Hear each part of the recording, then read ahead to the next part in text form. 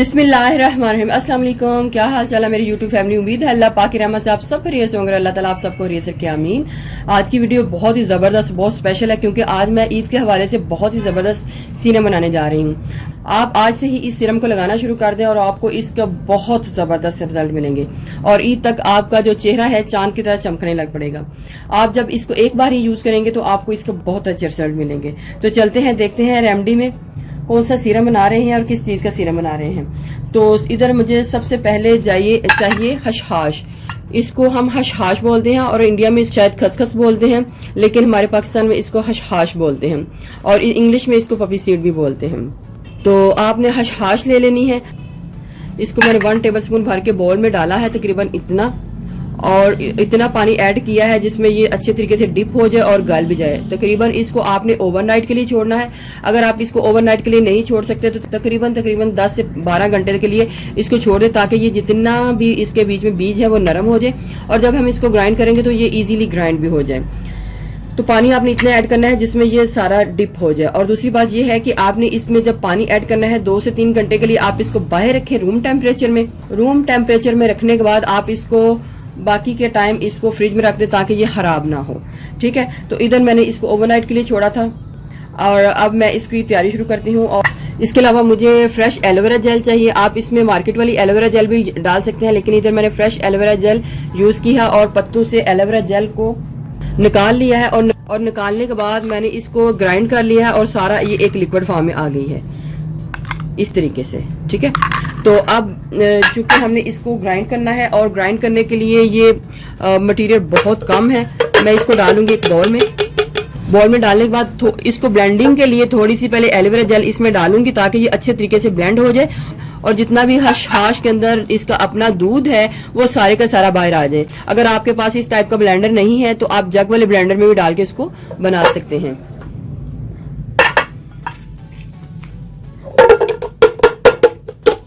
इधर एक बात का ख्याल रहे कि आपने इसको बहुत ज्यादा ब्लेंड करना है। मैंने इसको इतना ब्लेंड किया है, आप देखो जो बीज है वो बिल्कुल टूट चुके हैं और उनके अंदर से दूध भी बाहर आ चुका है।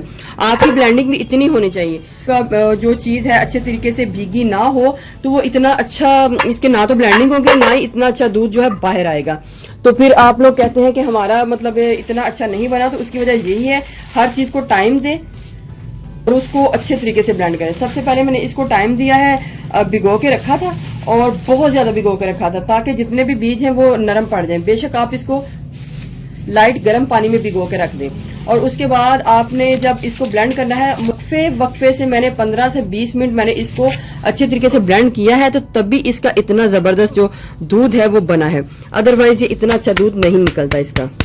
ये देखें, ये आप चेक करें तो ये बिल्कुल जितना भी दाना है टूटा हुआ है और वो बिल्कुल साबित नहीं है। तो आपको भी इस बात का इत्मीनान होना चाहिए कि बीज है वो सारे का सारा इसके अंदर अच्छे तरीके से सारा मिक्स होना चाहिए।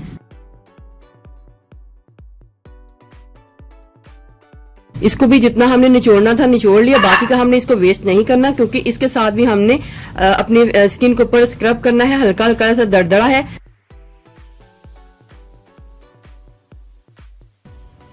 मैं बाद में बताऊंगी कि हमने इसको किस तरीके से यूज करना है। इसको भी एक साइड पे रखती हूँ। देखिए व्यूअर्स, कितना ही जबरदस्त हमारे पास इसका जो मटेरियल है आ चुका है, पूरे का पूरा दूध आ चुका है। अब हमने इसकी क्वांटिटी को चेक कर लेना है। थोड़ी सी एलोवेरा जेल तो हमने इसके अंदर भी डाली थी, लेकिन मैं देखती हूँ कि हमारे पास कितनी क्वांटिटी में ये दूध जो है आया है। ये हाफ बॉल जो है हमारे पास दूध है और इसमें चीजों का कोई इतना इशू नहीं है। आप अपनी मर्जी से कम या ज्यादा कर सकते हैं। आप देखें डबल क्वांटिटी में हमारे पास एलोवेरा जेल का ये होना चाहिए, गोदा होना चाहिए। तो थोड़ी सी हमने इसके अंदर डाली थी तो इस हिसाब से हमारे पास ये बॉल बन गया है। कि दोबारा इसके अंदर डाल के इसको ब्लेंड करूंगी।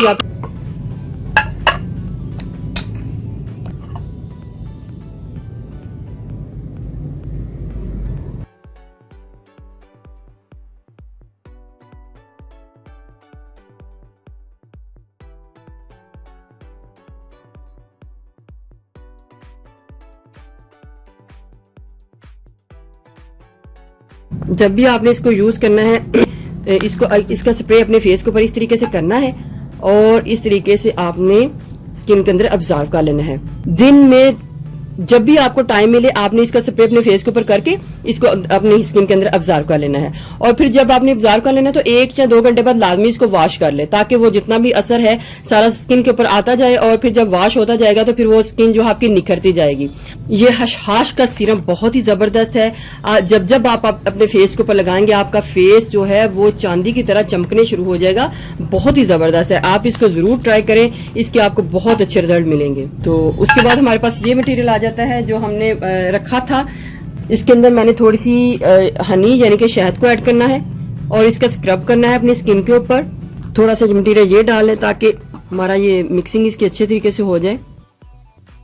बहुत ही जबरदस्त इसका स्क्रब है, आपने इस तरीके से लेना है और अपनी स्किन के अंदर इसको इस तरीके से स्क्रब करना है।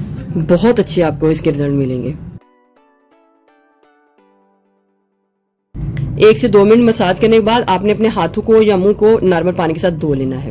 लेकिन अगर किसी स्किन बहुत ज्यादा ऑयली है तो आप दिन में बहुत ज्यादा इसको यूज ना करें, फिर 2 से 3 टाइम यूज कर लें। लेकिन अगर किसी की स्किन ड्राई है तो आप इसको ज्यादा टाइम भी यूज कर सकते हैं, ओवरनाइट के लिए भी लगा के रख सकते हैं। अगर आपको मेरी ये वीडियो अच्छी लगी तो मेरे चैनल को सब्सक्राइब कीजिएगा, और जिन्होंने ऑलरेडी सब्सक्राइब किया उनका बहुत बहुत शुक्रिया। मिलते हैं एक न्यू वीडियो के साथ। अल्लाह हाफिज।